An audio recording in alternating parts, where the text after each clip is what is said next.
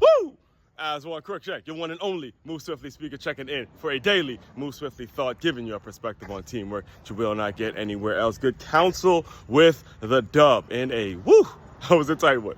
It was a tight one. If you are new to the channel, you know all week I've been super stoked about a game that went down last night between my alma mater, the Good Counsel Falcons high school football game. Good Counsel High School football taking on a school out here in Miami where I currently, or South Florida where I currently reside, named Columbus Explorers. And this was an exciting, rewarding win for yours truly. Let me tell you, again, I moved out to South Florida because of the fitness culture, because of the football culture, and to see the high school that I came from, knowing what we were when I played there, to seeing what they become, and to come out with a win, a close one. Let me say a close one, to the point where, we were the bigger, I'll say we were the bigger, and in many ways we were the better team. We have to say we're the better team because we did win, but at the end of the day, man, they were small but quick.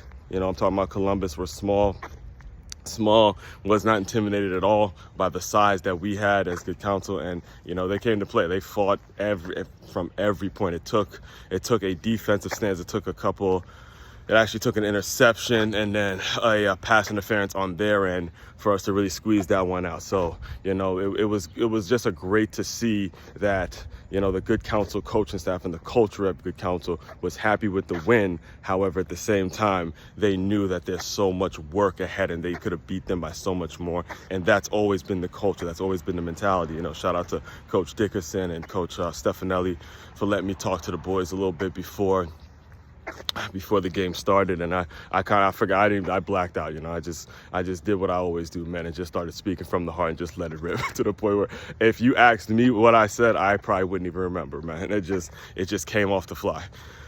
But it's aside from all that, as far as today's Move Swiftly thought, that's actually the perfect setup into today's Move Swiftly thought, because we are recording this official start of college football. We got a slate of football games when it comes to college football, and as promised, if you're a regular listener to this YouTube channel, I made a commitment to not talk Coach Primetime Deion Sanders until there was actually a game in which I can evaluate, until I saw how his team performed in week one, until there was either a W or an L next to his name.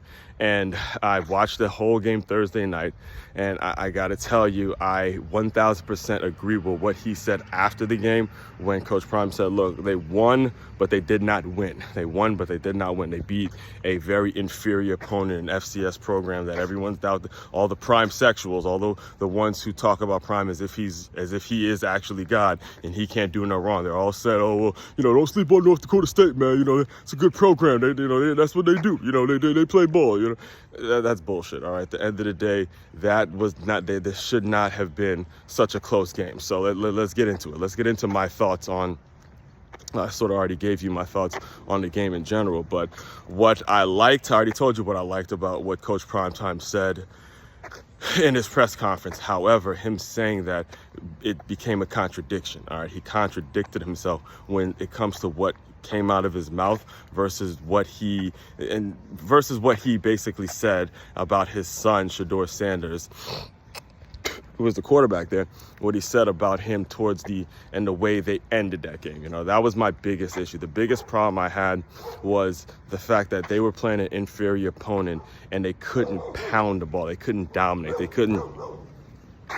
couldn't do the things that you need to be doing to win those types of games, which is to keep the ball on the ground, not depend so heavily on your stud, on your best player, which is Travis Hunter. That should have been a game where he got to, maybe take the last 5 minutes off and you didn't need him necessarily to win and all that kind of stuff. That should have been the type of game that they played, right? So towards the end of the game, there was a situation in which they could have just bled the clock. They bled the clock. They could have bled the clock. They got the ball maybe about 2 minutes left. All they had to do was get a few first downs and finish out the game, right? So what Shedeur Sanders and the offensive coordinator, I'm assuming he has input in this, he decides he's going to throw, I think, like 3 passes in a row, launch one downfield. They got a pass interference call, all that kind of stuff, which is just, again, it's stupid because you already got the lead. Just finish out the game. You don't need to give North Dakota State the ball back, right?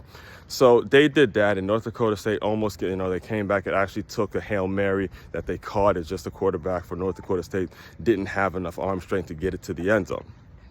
So what Coach Primetime said after the game was the way he translated that after the game was, Shedeur is such a good kid, man. He wanted to get the other receiver some press. He wanted to get him another play, which, again, I understand what he saying, but that doesn't translate into him necessarily being a good kid. What that translates into is him being selfish. Understand, you as the coach, I understand you as the father, you want to see your son, pad his stats and do great things and all that stuff because it's going to help with the pro scouts and all that kind of stuff, and that's fair. If you want to be the dad that does that, that's fair. But at the same time, you have a team to coach. You have a team to coach, and you have a team to secure a win. If you have an opportunity to secure a win, you shouldn't be worried about what the receiver's big plays or his complaints about if he doesn't get as many yards and how many yards Shedeur has and all that kind of stuff. That does not translate into him, and in many ways, which is why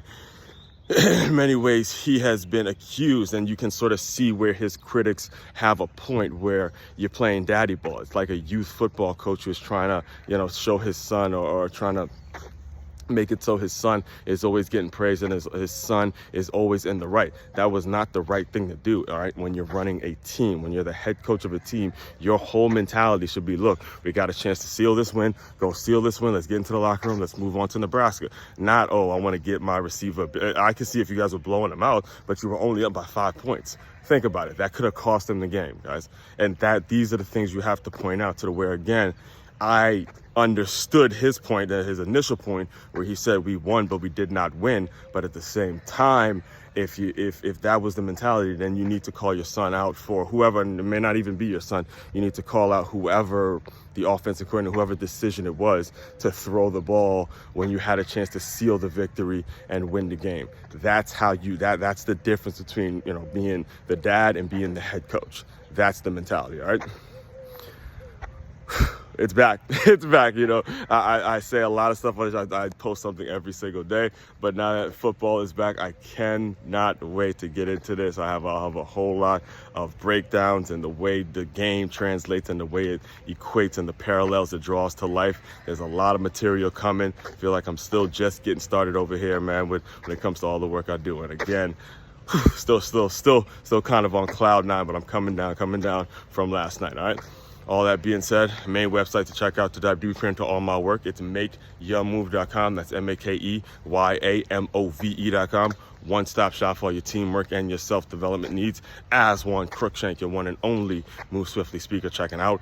You guys continue to move swiftly. We will talk more soon.